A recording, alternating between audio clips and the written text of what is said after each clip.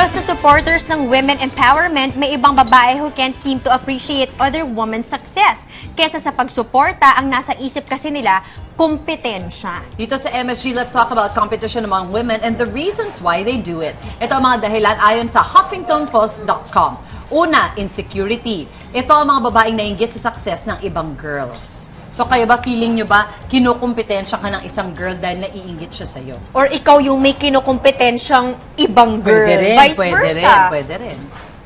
Ako siguro, yung issue kasi ng insecurities, very high school, very school for me. Very bagets. Oh, very bagets. Kasi when I was in high school, I remember na parang there's this instance na merong mas napapansin siya, mas magaling ako. Alam ko sa sarili ko, mas magaling ako. So, kinukompetensya ko.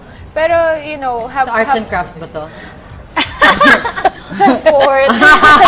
Sa sports naman, parang maganda. Sa sports. Sa volleyball naman. Pero, parang habang tumatanda ka, parang inaamin mo na may insecurities ka, pero ikaw na bahala sa sarili mo kung how you will deal with it. Kasi kung magpapalaman ka sa insecurities mo and parang ang nakikita mo kasi yung success niya, yun yung kailangan mo maabot. Paano kung mas meron ka pang kayang abutin, di ba? At saka mas hindi ka lalo makafocus sa ano mo kasi nakatutok ka sa success na not on your strengths. Totoo din yan. Sa amin sa teatro, madaming ganyan. Yung tinatawag na pirana. Yung kumbaga parang ikaw na sa castings yun eh. Yung parang kunyari, pag nag-audition ka, tapos parang alam mo na, pasok ka, may mga politika, yung alam, ay, dapat ako yun, alam mong pasok ka doon dapat eh. Or kaya, sa'yo na yung role, may nag-aaral na iba, yun yung mga pirana na tinatawag. Naghihintay na. Nag-aaral na. Nag-aaral. May mga gano'n. Ina-assign para aralin yun. Hindi ko sariling ano na lang nila. Kasi ko na may mga understudy, parang oo, hindi. Yung mga ay ko to, aralin ko to. Para malaman mo, meron na siyang show, mga at least mga 4 shows sa kanya na, parang ganun. May ganun pala. May mga instances sa ganun. Pero kasi para sa akin, parang wala. Nag-aaral lang. Parang nakaka-inspire na kaya ko pa ba? Parang gagawin ko na lang. Dito lang. Ang dami kasing ang daming mga thoughts na nagpuntahan sa head ko eh.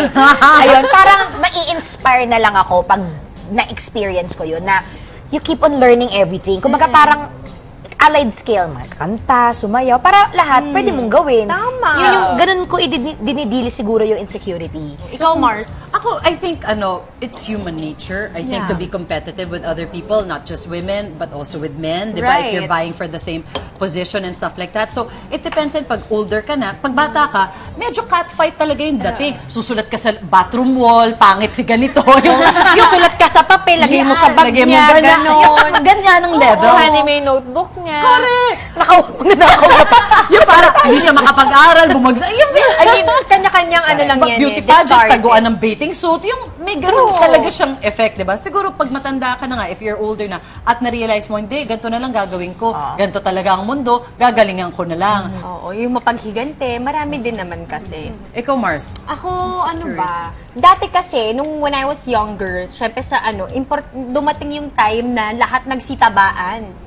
Diba? Tapos parang everyone's struggling to lose weight. Tapos parang dumating din yung time noon na pag hindi ka pumayat, wala kang project. Totoo yan. Totoo yan. So parang, yun naman yung competition among you guys. Na parang, pabilisan tayo. Ako kasabay ko nun si Angelica. Pareho kaming chubby. So ngayon, goal natin, magpapayat tayong dalawa. So parang tulungan din siya kasi we were friends. But to others, syempre, parang nakakita kami ng ibang payat na. So parang, naku, kailangan kasing payat tayo. Ganun lang na.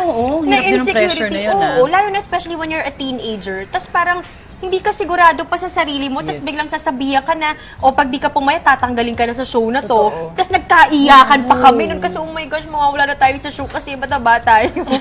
Ang lungkot! Kaya na yun